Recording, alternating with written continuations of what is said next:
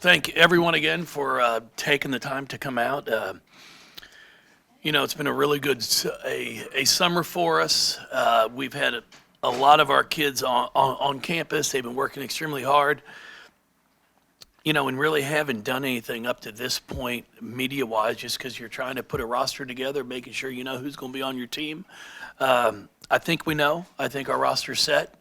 And now we're just getting a few things wrapped up with a few visas and getting that all taken care of. And hopefully we should have everybody here on campus by the 18th, which will be great. And really excited about what this year is going to bring for us. So if anybody would like to start with any questions, feel free, and be happy to answer as much as I can.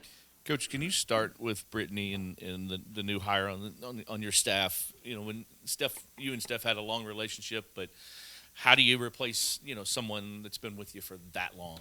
Yeah, I was really excited for Steph. When she came in, it kind of came out of the blue. She wasn't expecting a call from Arizona State, but Molly took over.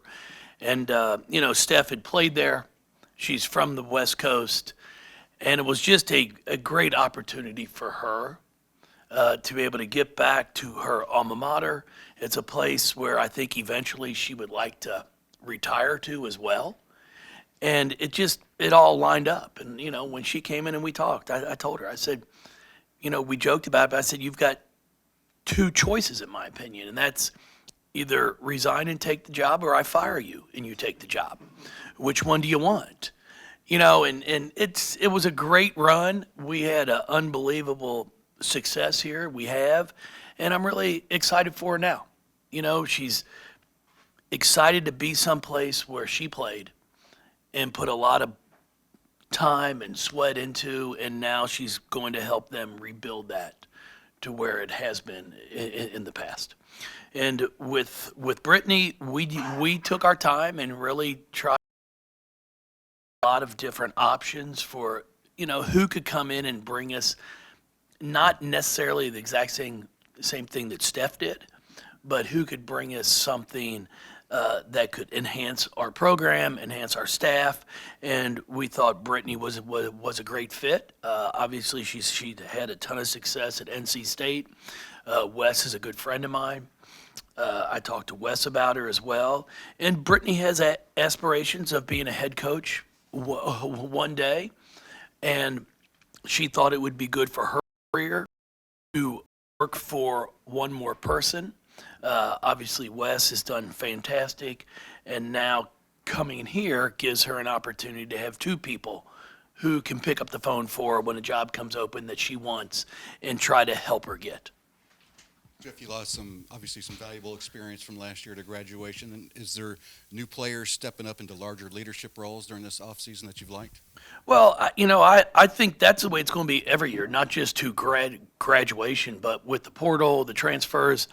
Been really impressed with Amari Berry's probably in the best shape that she's been in. Now she's still got room to grow, which they all do. But I've seen a lot of improvement from Amari. Taj has taken that next step from a freshman to a sophomore. She's worked on her leadership. Her game has improved as well, so really excited about that. And then you've got, Mackenly Randolph is feeling good now. Her foot's feeling better. She was in that boot for the last month of the season where she really wasn't practicing much. She was just playing in games. But now she's done a great job of rehabbing that. So I've seen improvements from all of them. And then you add Laura Ziegler from St. Joe's, who's really had a great summer for us. She's probably right now our best conditioned player that we have. We've been scrimmaging the past 2 days. We'll scrimmage tomorrow again from 9 to 10, which is our little hour that we get.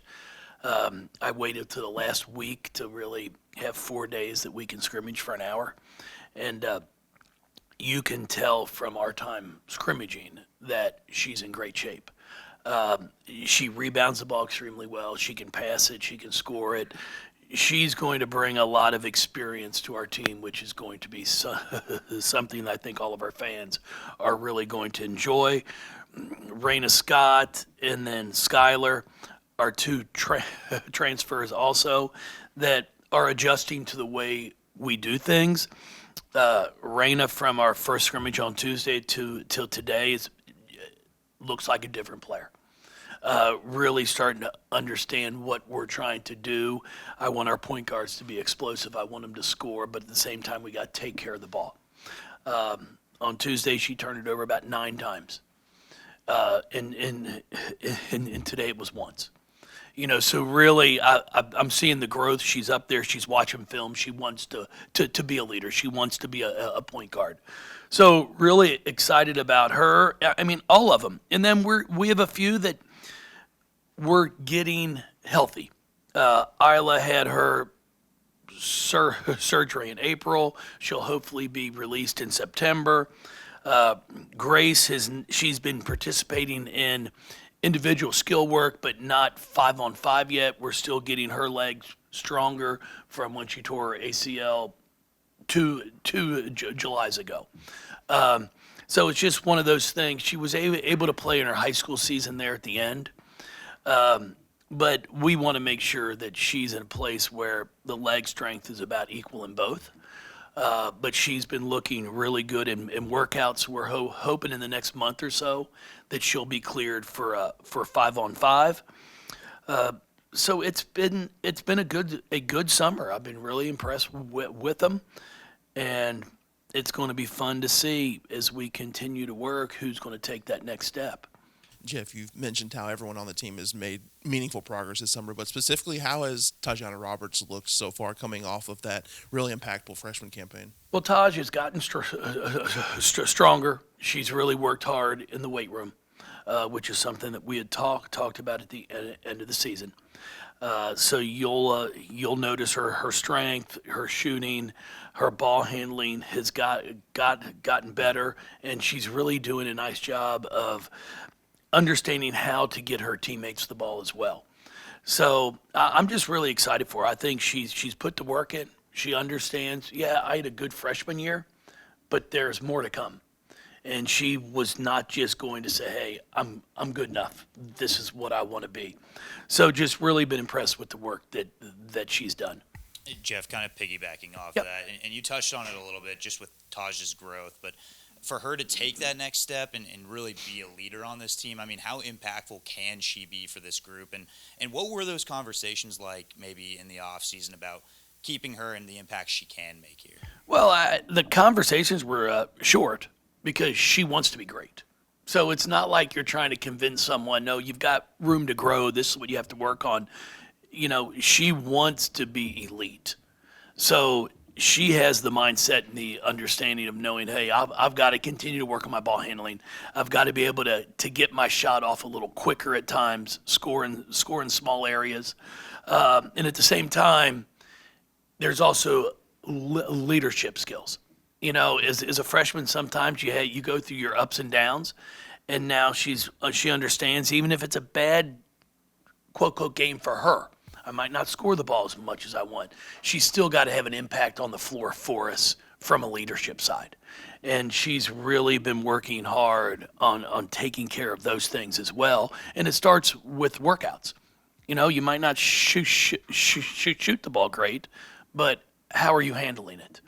And she's been really good with that. So I'm excited for her and really looking forward to when we start getting going. Jeff, you lost both your post players in Nyla and Olivia, but just looking at the roster, it looks like you'll have some pretty good depth. Obviously waiting for Grace and Nyla to get healthy and everyone else to get here, but I guess how do you project early on that kind of front court rotation to look? No, it's still a lot to be seen with Grace not being cleared for 5-on-5. Laura's been extremely impressive. She averaged a double-double at St. Joe's. She rebounds the ball well. She can score. She passes. She'll bring some scoring that we might not have had from the perimeter as well. Is she as explosive as O? No. but she might be able to pass the ball a little bit better. So you're going to lose some things in some areas with the graduation of O, but then you're picking some things up in other areas. I've said it, through my entire career here, we're never going to replace, you're not going to find another Jada Curry. But Taj is going to be able to elevate Amari Berry is and score in different ways. So I'm really excited about it. And Alif has had a really good summer in Turkey. She made their national team that I was a part of. Didn't play a ton of minutes, but there weren't many college kids that even made their national team. So her to be in camp with those professionals for about 2 months was valuable for her. And then she came straight home after we finished the end of June with the national team to start training with their under 20 team. So now she'll be going off to the under 20 championships here the 1st of August. In the next few days. To start, so the summer's gone fast to start playing with that. So she's probably played more basketball than anybody on our team throughout the entire summer. So really looking forward to having her come back. She's got 2 years experience now. Really understanding, I think, towards the end of the year that she can play inside and out. She passes the ball well. She doesn't have to just rely on shooting threes. And then she's really worked hard on rebounding the ball because that's one thing we had talked about. I need her to just really attack the glass more. So I like what we have. And Putra should be here hopefully by the first day of school. And she's working her way through her visa and all that good stuff. But we're expecting her to be here, and hopefully, like I said, Isla will be cleared in September to start working her way back into basketball. Anaya, oh yeah, she's been here. Anaya's had a very interesting summer for the fact that she's also in our School of Engineering. So she's had a full semester of summer classes. So it's not one of these where she's just sitting in the dorm room relaxing. She's had a full semester of engineering, which is quite challenging. So, but I'm proud of her, and she's continuing to improve. But she's got a lot of room to grow. Jeff, have you seen Peyton adjust to the college game so far, and what can her spacing and her shooting do for the team? Well, I think Peyton and Reagan both, as they continue to grow and get adjusted to the speed and quickness of the game, they're both understanding what they can bring to us. They both shoot the ball well. Peyton is one, I think, that it's been really good for her to be here this summer because it is an adjustment. Kids are bigger, stronger, and quicker, and she's learning now she's got to get herself ready to shoot. And when she gets an open shot, you got to shoot the ball because they're not coming around as often just because the players are better that you're playing against. But she can shoot the basketball, and that's one thing that I think will be a big asset for us. Jeff, how was that international trip for you this summer? I know you probably learned a little That was something great. every time you do that. Yeah, no, for me, it's, I told Josh, there's not a better professional development class, clinic that I could go to. Having the opportunity to work with pros and then to watch other national teams that have nothing but pros on them, how they approach things, how the game is played. I talked to our kids today when we were scrimmaging, understanding how to use fouls. If you've only got one team foul, two team fouls, and somebody's on a breakaway layup, you never got the layup. They fouled you.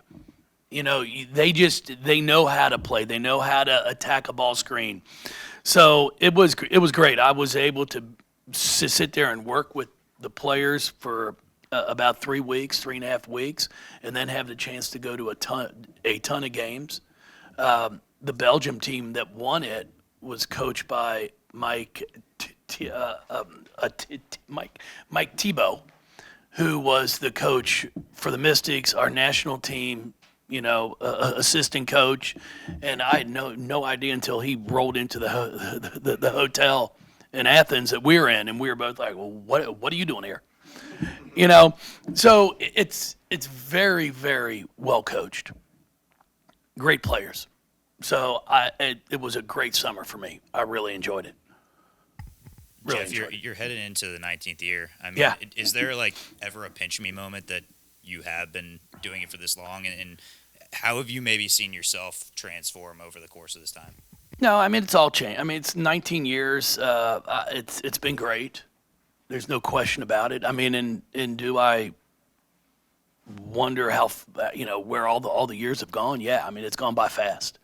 I don't know how many of us in this profession can say that they've been able to be at one place for 19 or 20 years. There's probably 10 or 15. I joke, but it's the truth. You normally try to get out before they get you out. And it's changed. I mean, the game's changed, the landscape's changed, everything's changed. And you've just got to try to adjust to it, but at the same time, you can't go away from what's worked.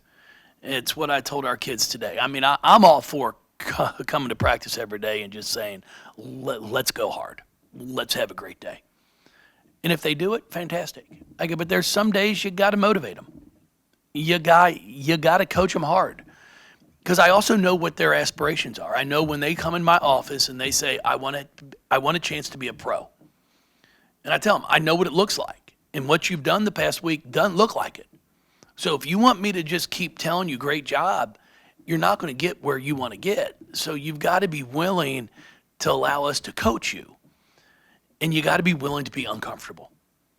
So one thing in life, no matter what you do, you got to be uncomfortable in order to be great. It's conditioning. You choose to either go through the hard so you get in shape, or you choose to not. But what's going to happen is when we play in a game on national TV, everybody's going to see that you chose to not. I'd rather go through the pain now getting in shape, so then when it comes time to play, I'm in shape.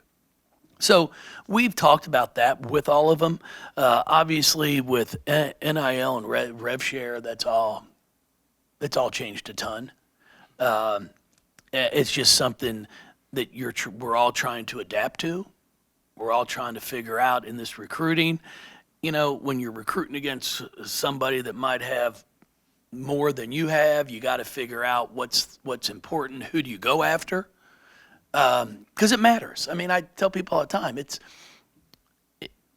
you can't put fault on a player. You put fault on a family or anything. But if I can offer somebody $80,000 and somebody else offers them $240, I know where I'm going. So you're all trying to balance what you have to offer them, and that's the interesting thing is we're all obviously not playing with the same amount. So that's where you're trying to figure out, okay, can you get a kid over here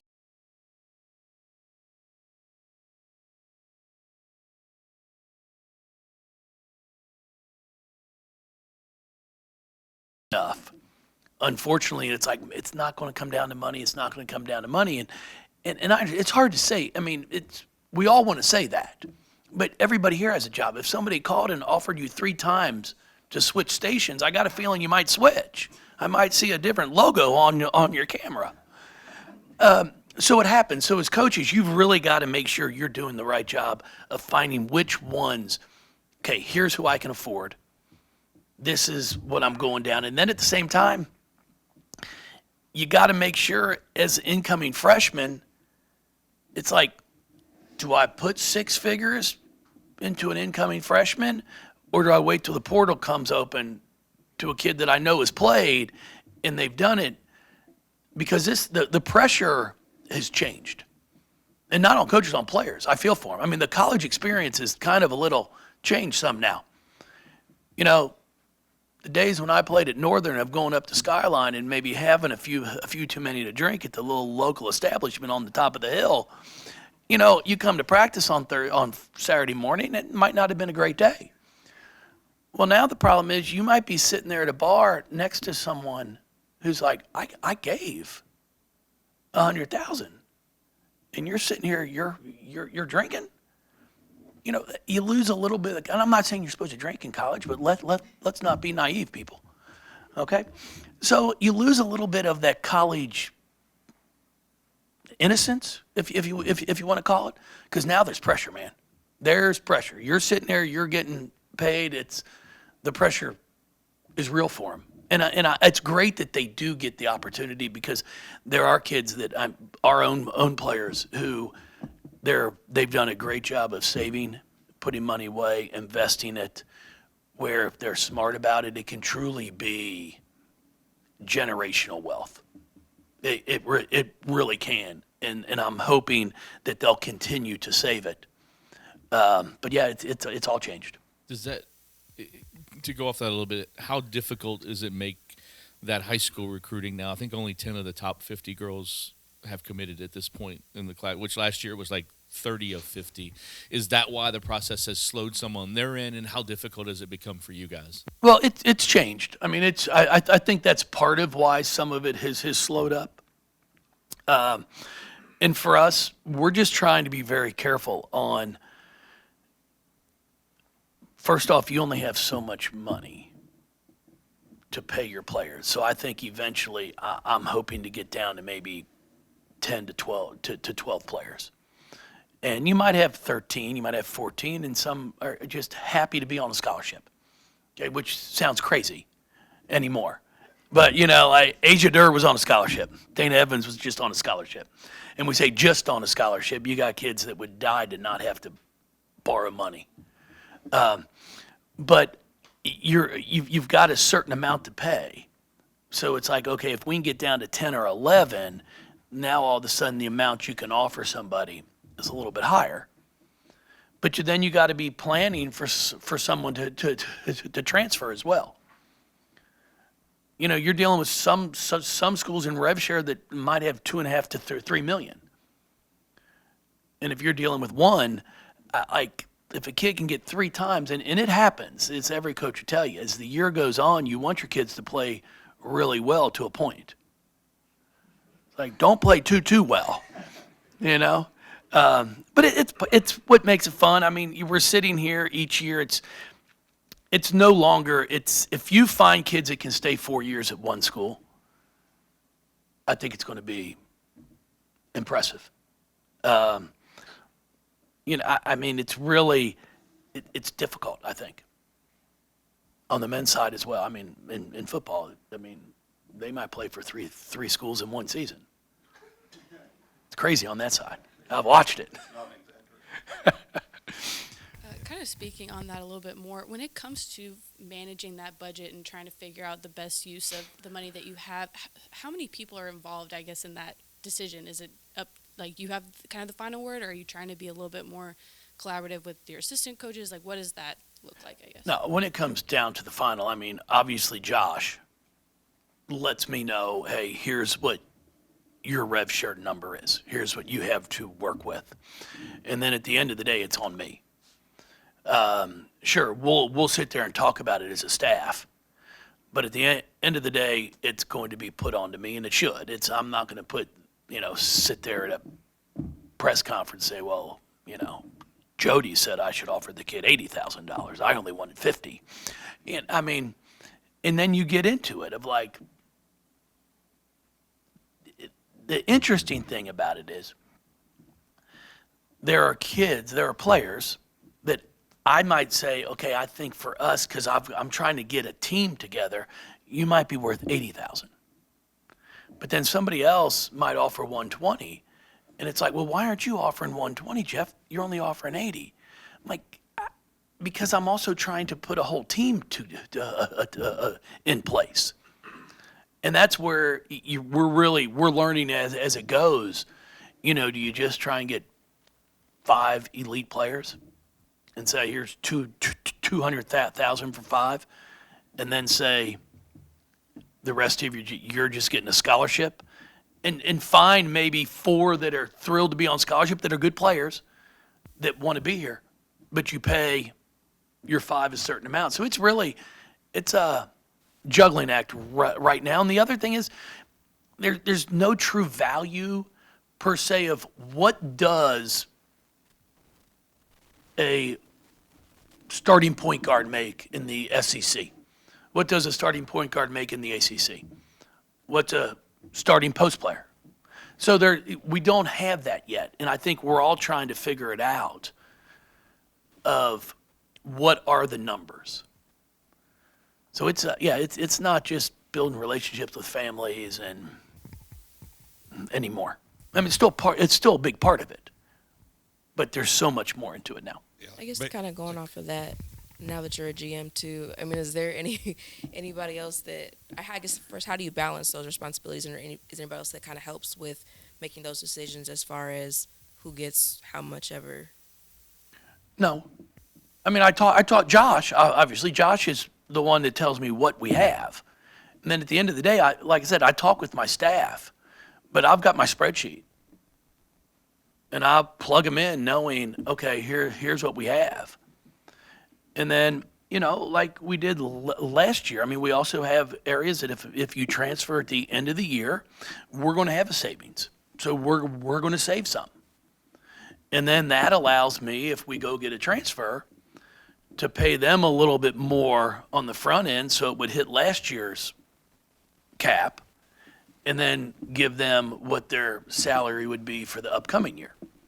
So you're trying to do a lot of different things in the terms of, okay, if you don't get who you want, do you just go, okay, we're going to have a good year this year? It might not be great. We're going to have a good year.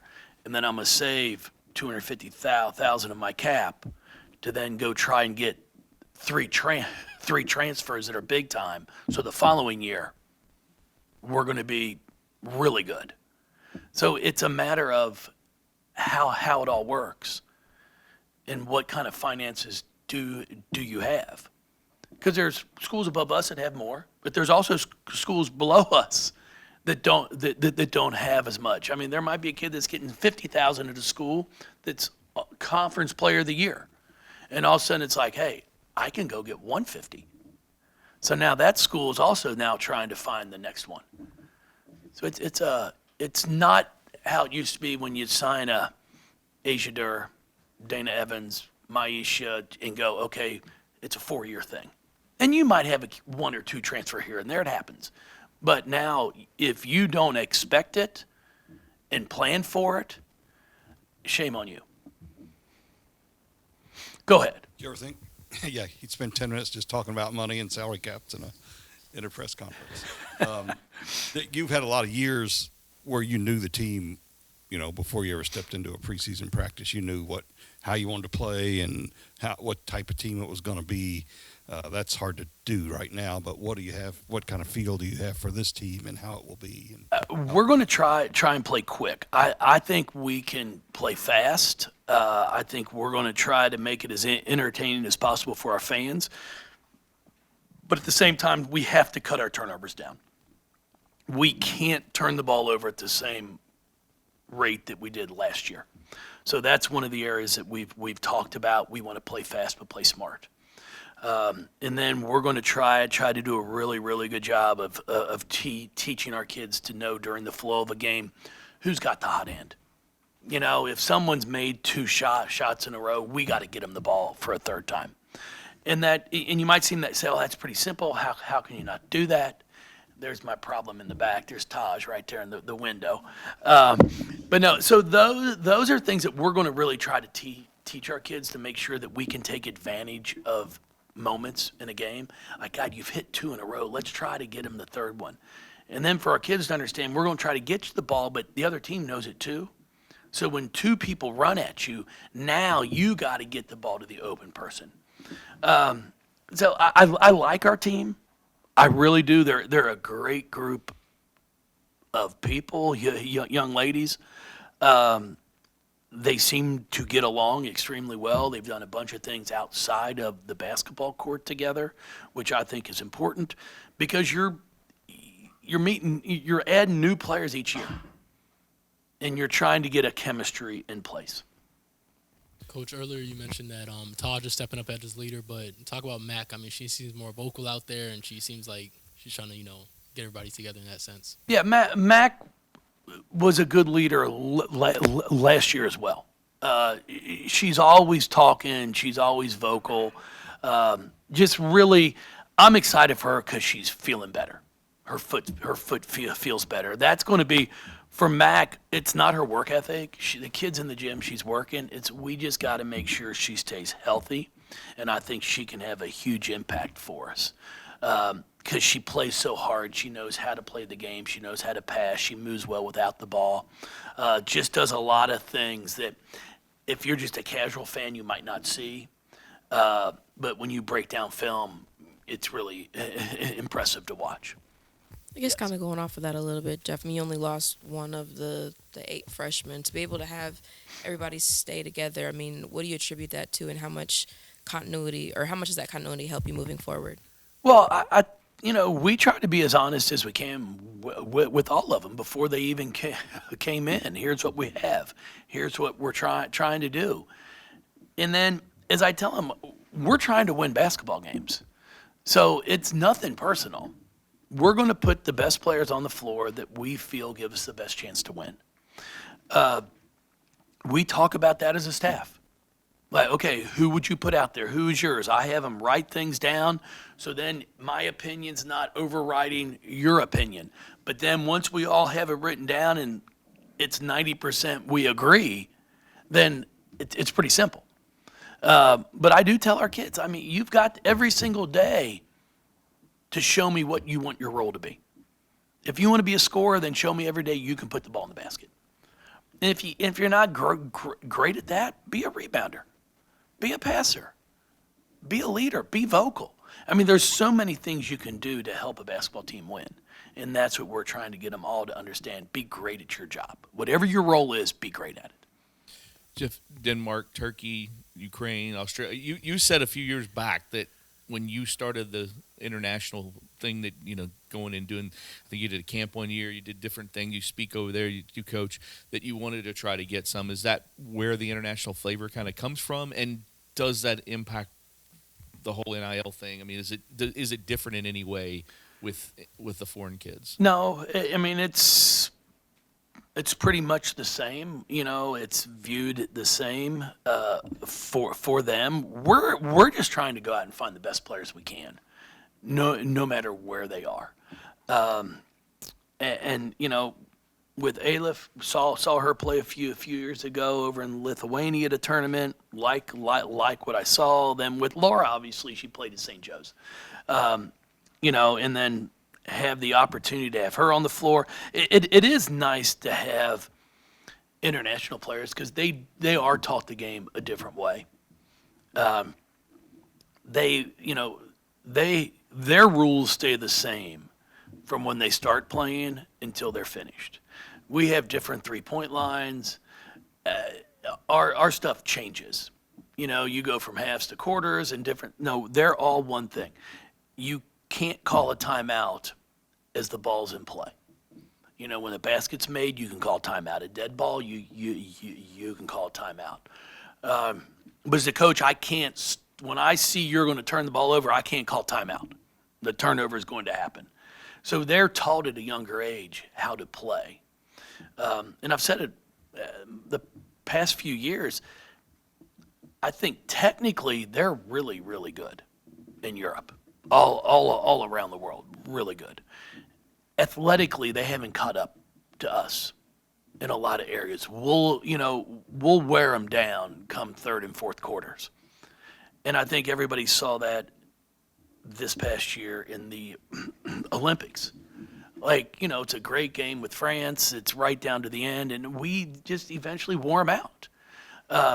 But it's great because I'm working. If I can teach our kids to play the style of basketball that they play in Europe, because they're always moving. The ball's moving, they're moving. It's impressive. With our athleticism, we're going to be really hard to guard.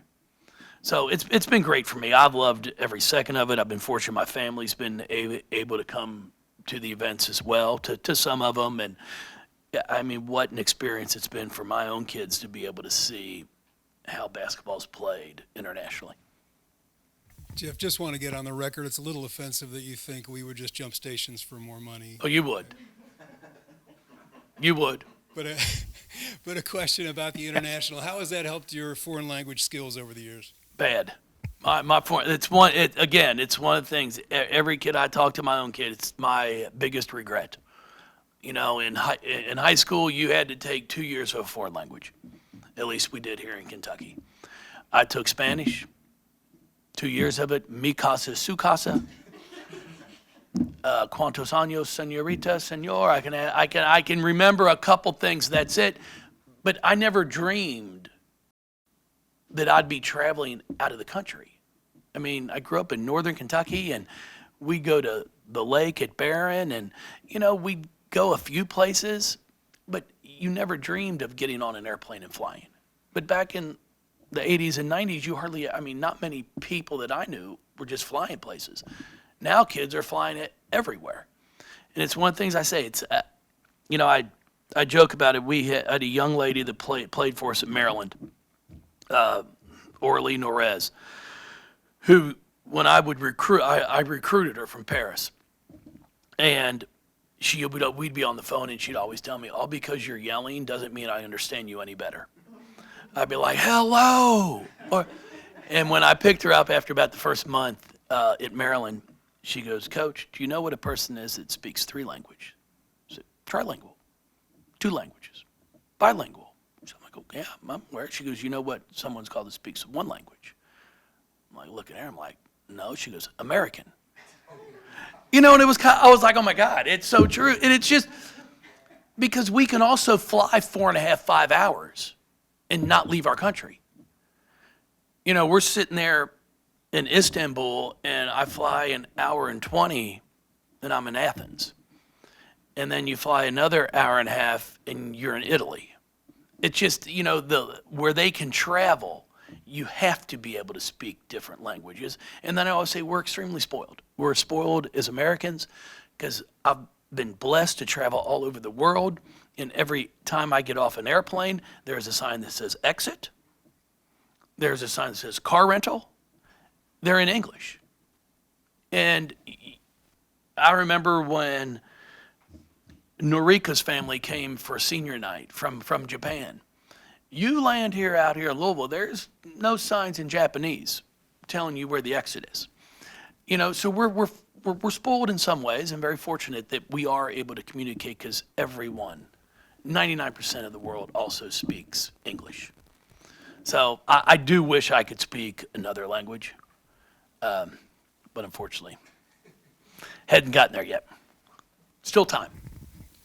Where do you stand with schedule right now, and how is it looking? Schedule, we are finished. Has it not been released? Andy's checking out contracts. Oh, so we're still checking on contracts. I know, obviously, we all know we're opening up in Germany with UConn. We'll have Kentucky here at home, Colorado here at home, Tennessee. I think has that been announced up there, but game time is not, has it? No, date's The the 20th. 20th, we're up at the Barclay Center. South Carolina's been announced for the SEC Challenge here at home. We'll have Northern Kentucky this year, Eastern Kentucky. We're hosting a tournament here with Bellarmine and a few other schools. So we're going to have enough non-conference, but we are fortunate that we're playing a lot here at home, which in the past we've been on the road. But hopefully once we get the contracts, we'll have that. Ball State's one we're also playing. Yes. Anything else? Appreciate y'all. Turn these things off.